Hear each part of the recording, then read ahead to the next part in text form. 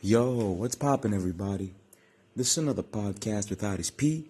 If you enjoy this, please like, share, subscribe, and hit that notification bell to get notified for other videos like this one. Thanks in advance, I really appreciate it. This time I'm going to talk about the New York Knicks Chicago Bulls game that ended a few minutes ago in Chicago. The final score was 103 to 109. The Bulls got the win. And of course, it was a well-deserved win, I'd say. Last time, the Knicks got the win in Chicago by 1 point, but this time, unfortunately, we couldn't pull through. But these two teams are going to play again in December, actually December 2nd, downtown New York, in Manhattan. MSG, baby. Madison Square Garden. Anyway, Nerlens Noel was a starter tonight in Chicago. Since the offseason, I've been saying that I love the Bulls. I mean, I like their roster a lot. Because many Knicks fans were saying that they don't want DeMar DeRozan because he doesn't have a high three-point percentage. Well, so what? He's got everything else. A great dribble. He can score from mid-range, in the paint, everything. And he's a former gang member. Anyway, Alex Caruso was giving Julius Randle a hard time. Lonzo Ball, Zach LaVine. We got to be objective. The Bulls have a better roster. Better starters, especially. The Knicks had like 4 points halfway into the first quarter. And that was weird because, you only score 4 points in like 7 minutes of basketball.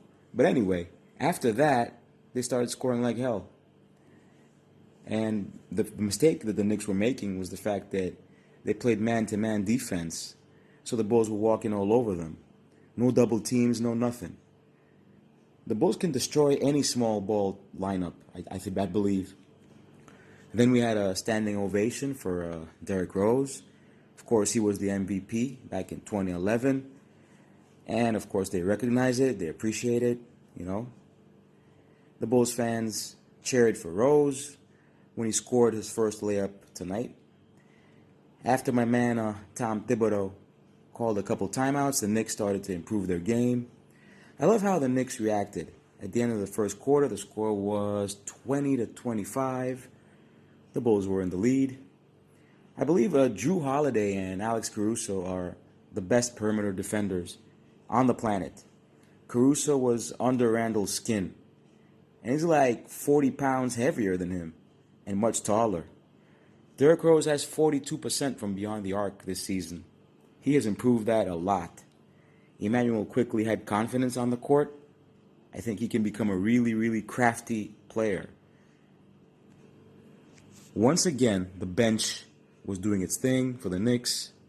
How unusual. But anyway, Julius Randle hit DeMar DeRozan with his knee. Somewhere it hurts, if you know what I mean. Ouch. Anyway, he recovered from that. Just give it some time and just, let him hang there.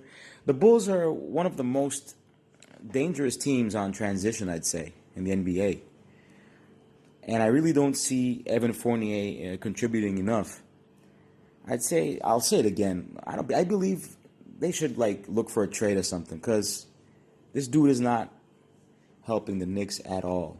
He's not helping them whatsoever. Just a few three-pointers, so what? Anybody could do that. So anyway, Randle knocked down a mid-range jumper. It was a buzzer beater. So at halftime, the score was 45 to 51. The Bulls were still in the lead.